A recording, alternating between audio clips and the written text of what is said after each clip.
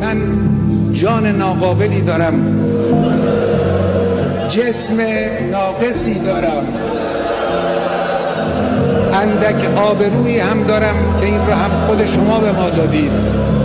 همه اینها رو من کف دست گرفتم، در راه این انقلاب و در راه اسلام فدا خواهم کرد. اینها هم نثار شما باشه.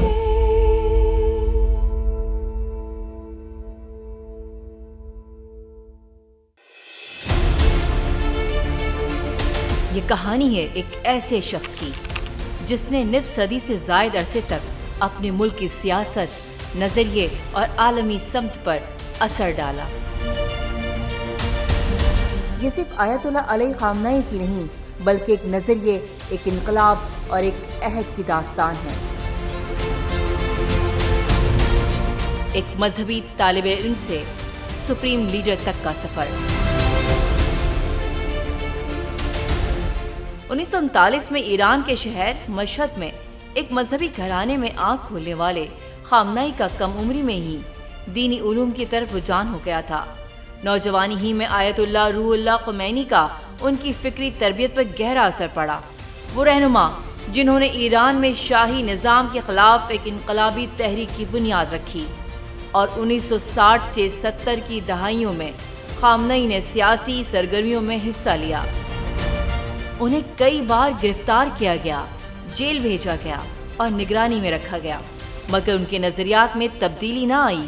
1979 کا انقلاب ایران کی تاریخ کا فیصلہ کن لمحہ تھا۔ بادشاہت کا خاتمہ ہوا اور ایک اسلامی جمہوریہ قائم ہوئی۔ انقلاب کے بعد خامنہ ای ریاستی ڈھانچے کا اہم حصہ بنے۔ وہ ایران کے صدر منتخب ہوئے اور ایران عراق جنگ کے کڑے دور میں قیادت کا حصہ رہے۔ 1989 میں آیت اللہ خمینی کے انتقال کے بعد خامنہ ای کو ایران کا سپریم لیڈر منتخب کیا گیا۔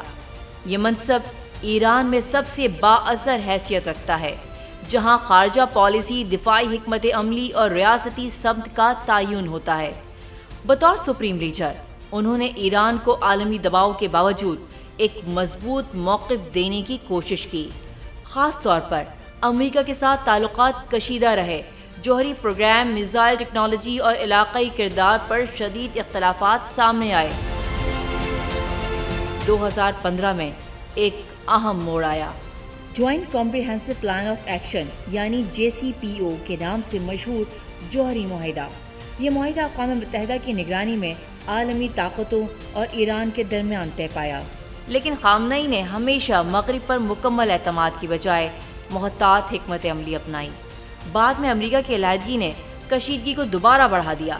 ایران نے روس اور چین کے ساتھ تعلقات مضبوط کیے، مغرب سے ہٹ کر دفاعی اور اقتصادی شراکت داریوں کے راستے کھولے۔ خامنہ ای کے دور میں ایران مشرق وسطیٰ کی سیاست کا اہم کردار بنا۔ شام، عراق، لبنان اور خلیجی خطے میں ایران کے کردار نے عالمی توجہ حاصل کی۔ حامیوں کے نزدیک یہ علاقائی خود مختاری اور دفاعی حکمت عملی تھی۔ ناقدین کے مطابق اس نے کشیدگی کو بڑھایا، لیکن ایک حقیقت واضح رہی: ایران کو عالمی منظر نامے سے الگ کرنا ممکن نہ رہا۔ خامنہ ای کی قیادت صرف سیاسی نہیں بلکہ نظریاتی بھی تھی۔ ان کی تقاریر میں 3 نکات بار بار نمایاں رہے: خودداری، مزاحمت اور نظریاتی استقلال۔ انہوں نے نوجوان نسل کو انقلابی شناخت سے جوڑنے کی کوشش کی اور ریاستی اداروں کو ایک مضبوط نظریاتی ڈھانچے میں پرویا۔ خامنہ ای کے دور میں دنیا ایک ملک کی طاقت سے نکل کر کئی طاقتور ملکوں کے نظام کی طرف بڑھ رہی تھی۔ امریکہ کی بالادستی کو چیلنجز کا سامنا تھا، جبکہ روس اور چین نئی ابھرتی طاقتوں کے طور پر سامنے آ رہے تھے۔ ایران نے اسی بدلتے ہوئے عالمی منظر نامے میں اپنی جگہ بنانے کی کوشش کی۔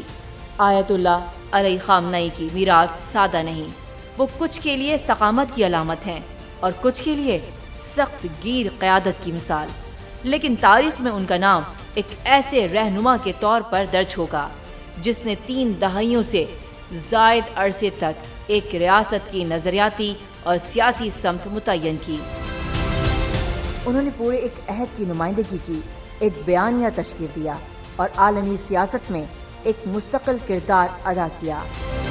خامنہ ای ایک فرد سے بڑھ کر ایک دور کا نام ہے، ایک ایسا دور جس کی بازگشت دیر تک عالمی سیاست میں سنائی دیتی رہے گی۔